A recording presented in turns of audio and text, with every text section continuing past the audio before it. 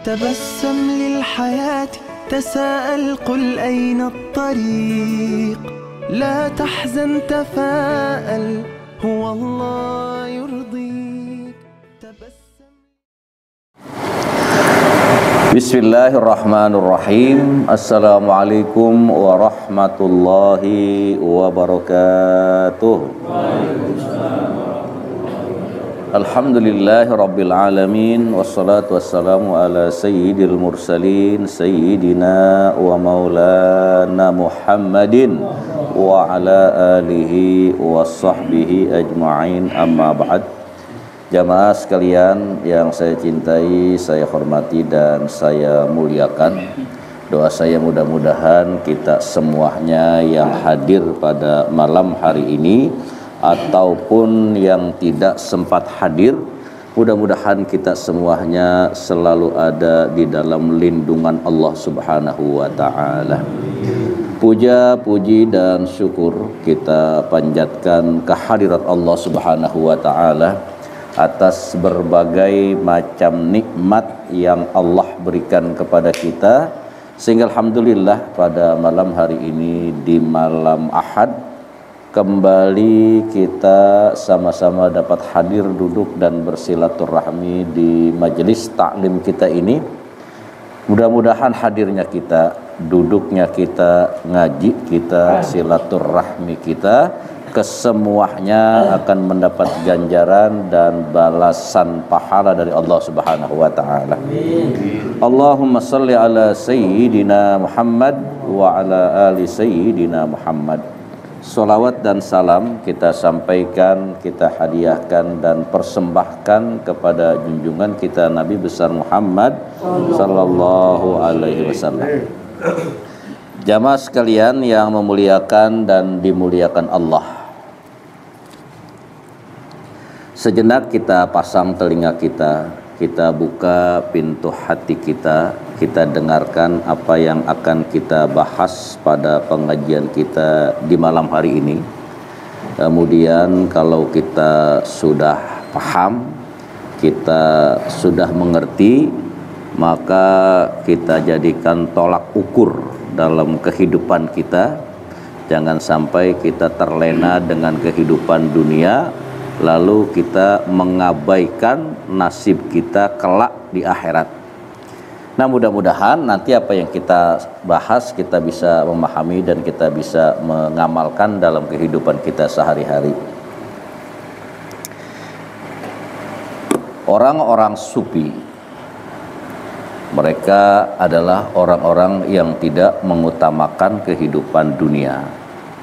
Dalam kehidupan dunia mereka berusaha, berupaya semaksimal mungkin untuk meraih, menggapai dan memperoleh keridhaan Allah, menggapai, meraih kebahagiaan hidupnya yang abadi kelak di akhirat.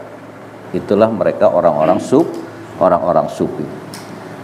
Nah, kita belum sampai ke sana. Dalam kehidupan keseharian kita di dunia, rasanya kita ini belum sampai seperti itu. Bahkan yang mengkhawatirkan, kita ini masih sangat amat cinta sama kehidupan dunia. Asyaratu hisalin yubghiduhallahu subhanahu wa ta'ala min asarati anfus. Ada 10 hal yang sangat amat dibenci sama Allah. Nauzubillahi min zalik. Nah, 10 hal ini lahir dari 10 golongan. Ada 10 golongan ternyata dalam kehidupannya masih melakukan, dan apa yang mereka lakukan itu bukan diredoi Allah, bukan dicintai Allah, malah sebaliknya 10 hal ini menyebabkan Allah murka, menyebabkan Allah enggak senang, menyebabkan Allah benci dari perbuatannya seperti ini. Nah, pertanyaannya, siapa mereka? Mudah-mudahan jangan sampai ada di diri kita. Yang pertama, al-bukhlu minal aghniya. Yang dibenci oleh Allah. Allah murka sama orang ini. Siapa? Al-bukhlu minal aghniya, orang kaya yang pelit. Sebegitu banyaknya rezeki yang Allah berikan kepada orang kaya, sebegitu banyaknya anugerah yang Allah anugerahkan kepada orang kaya, ternyata kekayaannya yang Allah berikan kepada dirinya itu bukan mereka itu menjadikan orang dermawan, tapi memiliki sifat al-bukhlu, memiliki sifat pedit. Nih, hati-hati nih. Kira-kira siapa yang paling kaya di kita ini? Nih, murka nih Allah nih. Allah murka kepada orang kaya yang orang kayanya itu apa? Pedit. Padahal, saudara, orang kaya nih, ketika Allah Subhanahu wa ta'ala memberikan harta yang lebih dari cukup, artinya dalam kehidupan keduniaannya lebih dari cukup dari harta yang Allah berikan, sebetulnya dan seharusnya orang ini akan lebih mudah masuk surga ketimbang kita dari harta yang mereka miliki. Apa kelebihannya? Kita orang yang hidup sederhana atau jelasnya hanya sekedar cukup, kan kita mah tidak bisa bersedekah seperti sedekahnya orang kaya. Itu. Nah, kita sama-sama ibadah nih. Ada orang kaya ibadah, orang miskin juga ibadah, sama-sama ibadah. Sholat sama, puasa sama. Satu kita yang ketinggalan adalah sodako. Orang kaya bisa sodako dengan hartanya berapapun yang mereka mau, sementara kita apa tuh? Pas-pasan buat hidup kita juga. Nah, seharusnya orang kaya ini lebih mudah masuk surga ketimbang kita. Nah, tapi ketika ada orang kaya, kemudian dia memiliki sifat al-bukhlu, dia memiliki sifat pedit, maka orang kaya yang seperti inilah yang Allah Subhanahu wa ta'ala murka kepada orang ini. Nauzubillahi min dzalik. Oh, aja. Kira-kira kita mendingan jadi orang kaya apa orang miskin nih? Masih jawabannya enggak berubah itu. Biar bagaimana juga. Itu. Untuk itulah pada jamaah muahnya yang Allah berikan harta yang lebih, jangan memiliki sifat al-bukhlu, jangan memiliki sifat bakhil, sifat pedit, sifat koret, karena dengan kekayaan dia bisa lebih mudah masuk surga. Kemudian yang kedua yang Allah murka, yang Allah enggak suka, yang Allah benci adalah wal kibru minal fuqara. Kibir artinya sombong. Al-kibru minal fuqara, orang miskin, orang susah, orang fakir, sombong. Wah, ini dah nih. Parah ini mah udah. Iya. Udahnya hidup susah. Hidup serba kekurangan. Sombong pula orang ini. Ini Masya Allah. Kali kalau orang kaya mah ya, walaupun sifat sombong ini Allah enggak suka. Tapi kan kalau udah miskin, udah fakir, hidup serba kekurangan, bahkan sengsara, tapi masih memiliki sifat sombong. Ini. Kalau yang begini kan berat ini saudaraku. Berat. Di dunia susah, kemudian dengan sifat kesombongannya, maka di akhirat nanti jauh lebih susah lagi. Di dunia serba kekurangan. Kemudian dengan kekurangannya itu dia masih memiliki sifat sombong. Sifat sombong Allah murka. Akhirnya apa? Di dunia dia sengsara, di akhirat tambah sengsara. Oh, ini. Lalu gambarannya apa sih? Bayangannya bagaimana sih kalau ada orang miskin itu sombong? Seharusnya kalau kita sudah merasa diri kita serba kekurangan, kita merasa diri kita ini termasuk orang yang miskin, termasuk orang yang fakir, dalam kehidupan dunia ini kita serba kekurangan, tapi jangan sampai nanti di akhirat lebih kurang lagi. Bagaimana akhirnya? Kalau kita merasa susah, ya kita dekatkan diri kita untuk ibadah. Biarin di dunia mah kita kurang-kurang dikit agar nanti tapi di akhirat kita bahagialah. Ini udah susah, udah fakir nggak mau ibadah, udah susah, udah fakir, udah miskin kagak mau ngaji. Wah, parah udah ini maka udah begini nih. Makanya saya mau bangga sama apa nih? Bangga sama apa? Walaupun hidupnya susah, ngajinya rajin. Gitu. Benar gak kira-kira ini ya?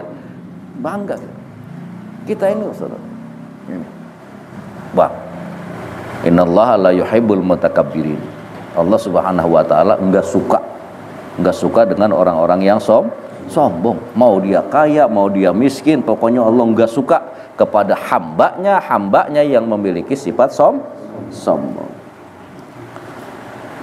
Wa hubbud dunya minasyuyuh. Nah, ini dia nih. Hubbud dunya minasyuyuh. Sifat yang Allah murka. Sifat yang Allah enggak suka. Kelakuan yang Allah benci kepada seseorang adalah apa? Hubbud dunya minasyuyuh. Udah tua. Udah aki-aki. Udah punya cucu, hubbud dunia, tapi cintanya sama dunia luar biasa. Nah, kira-kira siapa ini? Hah? Ya, nih. Hubbud dunia minas syuyuh. Orangnya udah aki-aki, udah tua, tapi masih aja suka cinta sama dunia.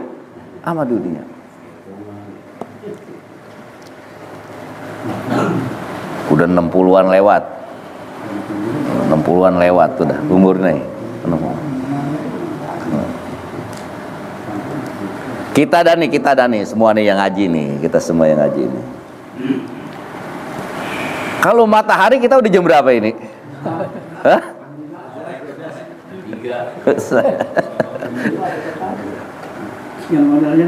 Asar kita mau udah ini. Udah asar kita, Pak. Asal apa? Habis asal maghrib juga matahari apa? Surup udah habis.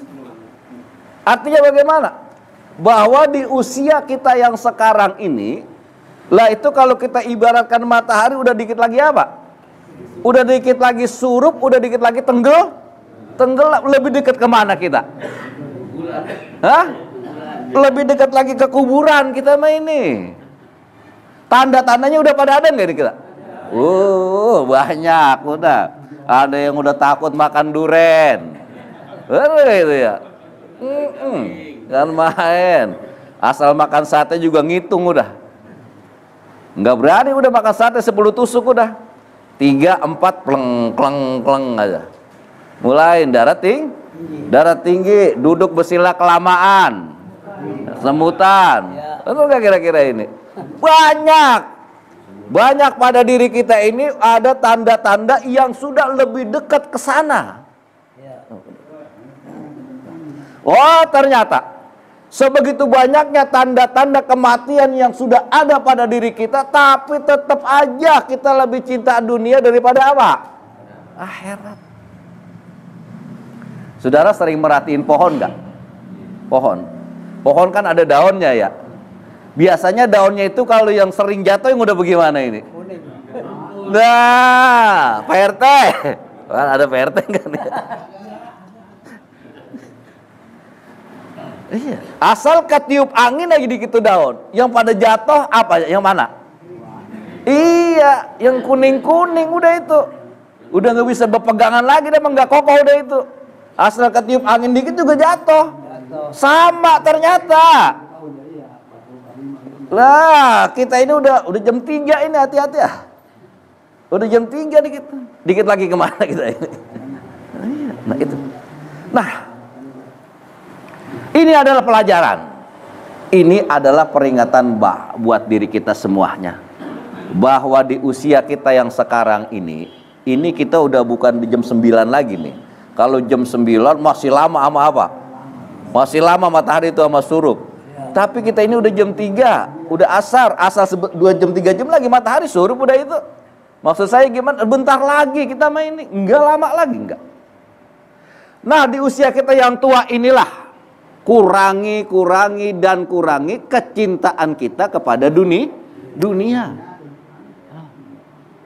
Jangan mentang-mentang kita hidup di dunia, oh sebegitu besarnya cinta kita kepada dunia, kurang pikiran kita, kurang ingatan kita bahwa kesadaran kita ini kelak kita nanti bukan selamanya hidup di dunia, tapi bakalan apa? Bakalan mati. Kalau udah mati kan kita nggak ngapa-ngapain, saudara. Udah kagak bisa duduk begini kita nih. Udah nggak bisa ibadah, nggak bisa zikir, nggak bisa sholat, apapun nggak bisa kita lakukan.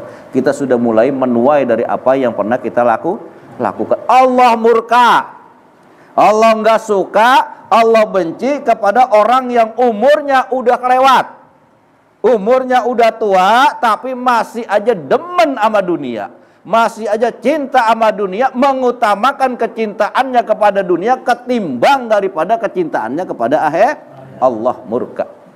Dan alhamdulillah nih kita punya RT 02, ini RT yang teladan, RT yang sangat bagus, yang patut kita jadikan contoh buat diri kita. Walaupun umurnya sudah hampir 60.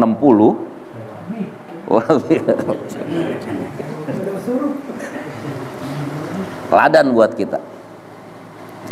Sesibuk apapun RT kita, sebegitu banyaknya kegiatan, tapi dia kalau udah hari Minggu hari Sabtu, kalau udah hari Sabtu itu ingat bahwa ntar malamnya malam apa?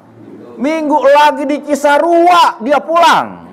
Bayangin tuh, lagi ngikut reses sama dewan, ingat kalau ini malam Minggu pulang itu Pak RT 02 itu. Mengutamakan jangan sampai ketinggalan kan? Kira-kira bener nggak itu? Waduh, apanya yang benar? Ini, saudara, Allah murka, Allah marah, Allah benci kepada orang yang udah tua tapi dia masih cinta dunia. Kemudian, wal kasalu minas syubban. Ternyata Allah juga murka, Allah benci, Allah nggak suka kepada anak muda, tapi anak muda itu malas.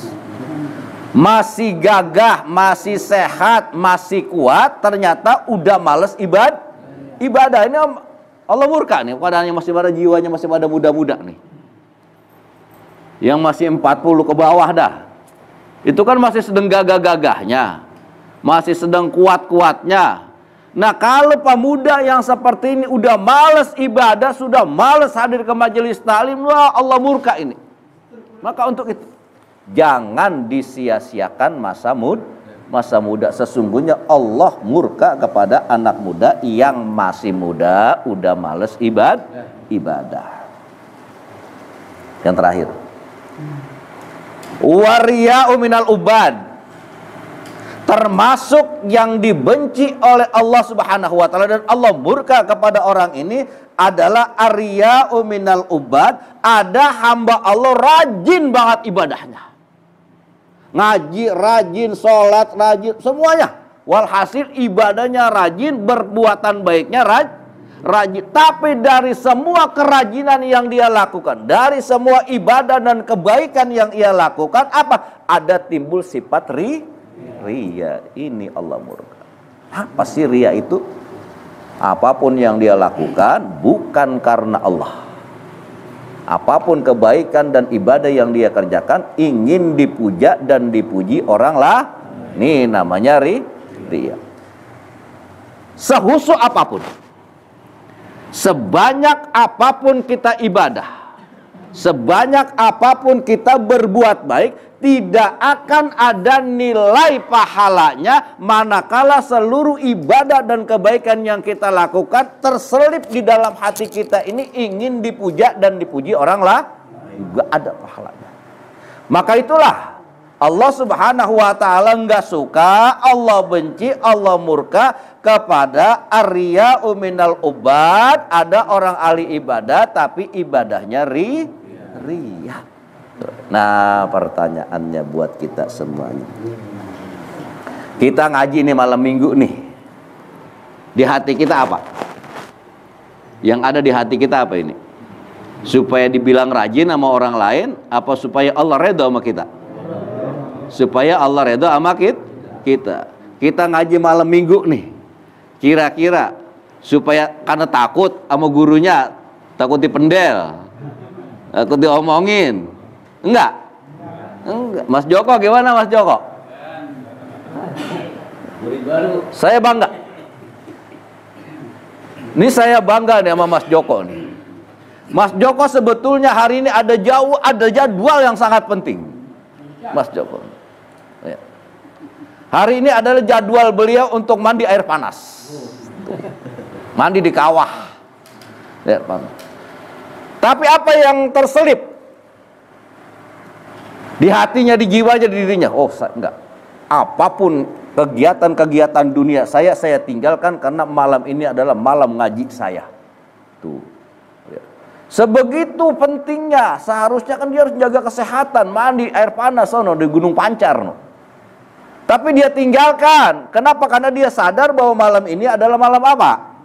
Malam minggu, malam pengaji. Maka hendaknya lah, harusnya Pak RT itu mencontoh kepada sekretarisnya. Maksud saya begitu.